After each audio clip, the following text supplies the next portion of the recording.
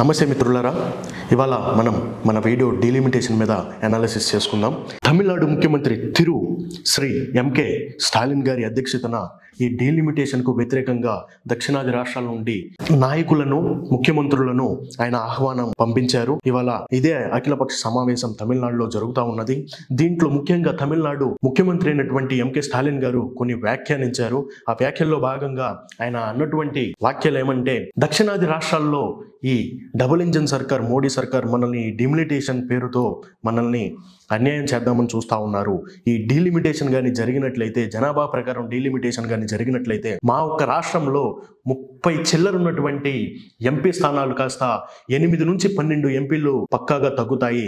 దీనివల్ల దక్షిణాది రాష్ట్రాలైనటువంటి తమిళనాడు, కర్ణాటక, కేరళ, ఆంధ్రప్రదేశ్, తెలంగాణ వీటన్నిటిలో కూడా ఎంపీల స్థానాలు తగ్గుతాయి. అప్పుడు ఉత్తరాది రాష్ట్రాలకి ఎంపీలు వాళ్ళ ఒక ప్రాధాన్యత పెరుగుద్ది. ఎప్పుడైతే మన ఎంపీల సంఖ్య తగ్గుతుందో అప్పుడు మన ఒక అభిప్రాయాలకు కూడా విలువ ఉండదు. ఎప్పుడైతే ఎంపీల సంఖ్య తగ్గుతుందో ఉత్తరాది ఒక ఇంపార్టెన్స్ వాళ్ళకి పెరుగుతుంది. వాళ్ళు చెప్పిన అభిప్రాయాలు వాళ్ళకు ఉంటాయి.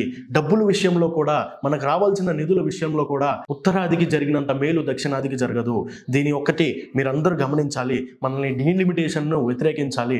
ఈ డబుల్ ఇంజన్ సర్కారు వీళ్ళు తీసుకునే ఒక నిర్ణయాలను మనం వ్యతిరేకించాలి అని ఇవాళ వాళ్ళు వ్యాఖ్యానించారు. దానితో పాటు ఒక ఉదాహరణ కూడా చెప్పారు. మణిపూర్ లో జరుగుతున్నటువంటి సంఘటనే మనకు ఒక ఎగ్జాంపుల్. అలాంటి సంఘటన మళ్ళీ మన దక్షిణాది రాష్ట్రాల్లో జరగకుండా మనం అందరం మేలుకోవాలి. ఇలాంటి డీలిమిటేషన్ మీద మనం అందరం కలిసికట్టుగా పోరాటం చేయాలి. ఈ మణిపూర్లో వాళ్ళకి రాజకీయ ప్రాధాన్యత తగ్గుంది కాబట్టి ఎవరు దాన్ని పట్టించుకునే నాదుడు లేడు.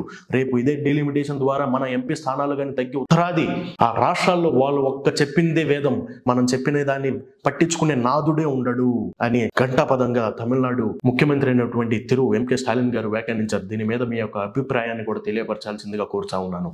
ధన్యవాదాలు మిత్రులారా.